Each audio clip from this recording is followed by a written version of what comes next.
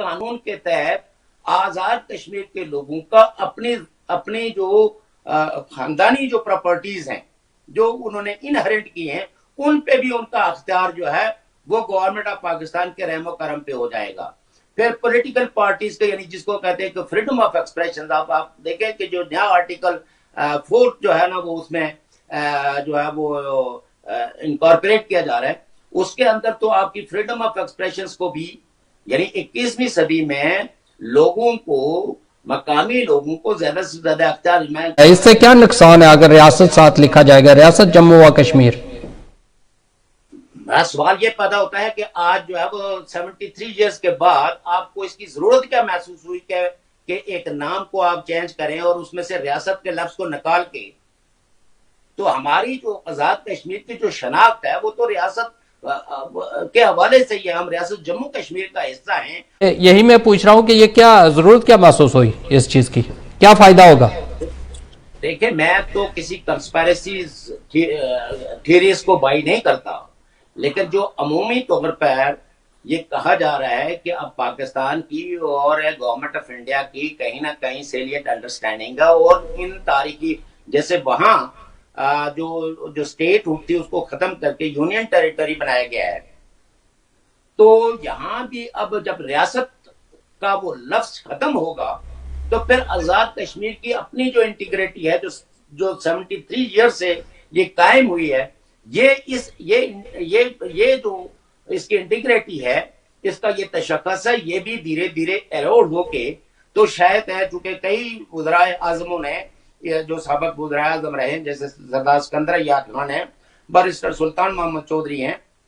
मुख्तलिफ अदवार में government of Pakistan जो है वो इनको गाय ये तजावीज देती रही है कि अगर आजाद कश्मीर को खत्म करके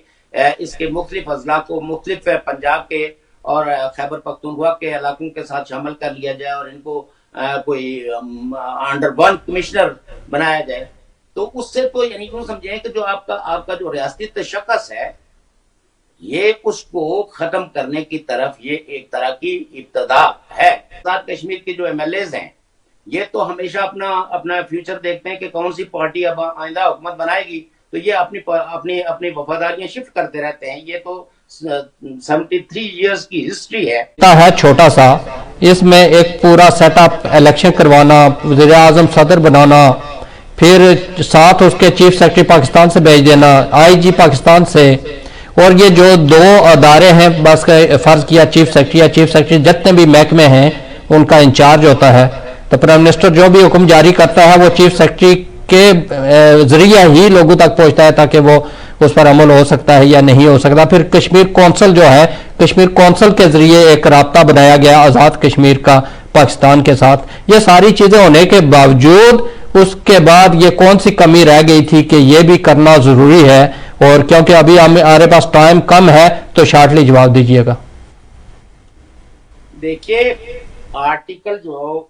कॉन्स्टिट्यूशन का है 2, उसमें आजाद कश्मीर का जो रियासती ढांचा है उसको डिफाइन किया गया है, जैसे सदर है, वजीर आजम है, लेकिन बात यह है कि जब लेजिस्लेटिव असेंबली को लेजिस्लेशन करने का अख्तियार नहीं होगा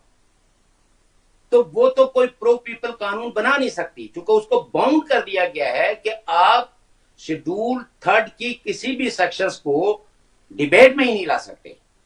और 52 सब्जेक्ट कश्मीर काउंसिल के जरिए वो पाकिस्तान को मुंतकिल है।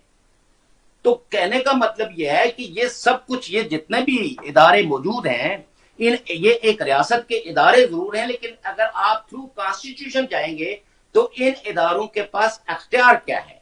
जैसे मैंने आपको बताया कि सुप्रीम कोर्ट मौजूद है, लेकिन सुप्रीम कोर्ट के पास रिट पिटीशन सुनने का अख्तियार नहीं है। और ओवरसीज कश्मीरी, आजाद कश्मीर के रिहायशी के तौर पर कश्मीरियों की आवाज बनते हुए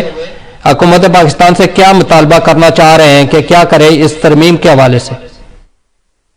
देखिए जनाब, डायस्पोरा कश्मीरी को इसकी सेंसिटिविटी को समझना चाहिए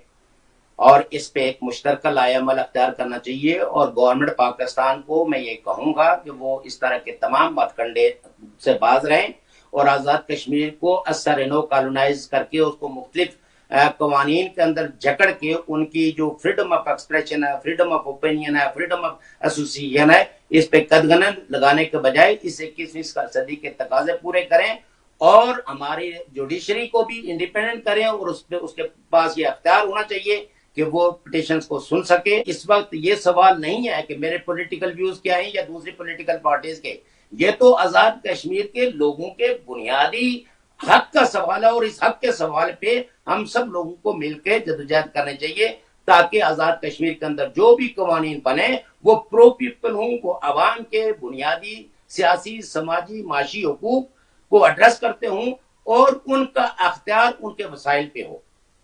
बहुत बहुत शुक्रिया जनाब शौकत अली कश्मीरी साहब, आप यूरोप से हमारे साथ लाइव ऑनलाइन गेस्ट थे और जो 14वीं तरमीम लाई जा रही है एक्ट 1974 में, उस हवाले से बात कर रहे थे। और आपको ये बताता चलूँ नाज़रीन के, क्योंकि यहाँ वक्त ख़त्म हो गया, बातें और भी ठीक करने की, लेकिन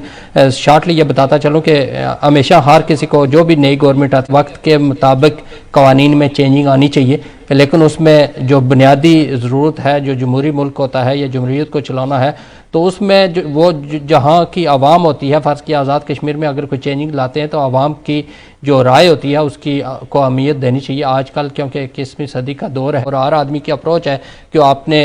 आवाज़ को अपनी आईडी पर जब लोड करते हैं तो सारी दुनिया देखती है। तो ऐसे मौके पर ऐसा होना चाहिए कि उन लोगों की लाजमी राय को शामिल करना चाहिए और जो मुंतखब नुमाइंदे हैं उनका काम बनता है कि वो अपनी आवाम की आवाज़ बने और वही कुछ पैगाम आगे पहुँचाएँ, वही कवानीन बनाएँ जिस पर आवाम राज़ी है और आवाम का इसमें भला है।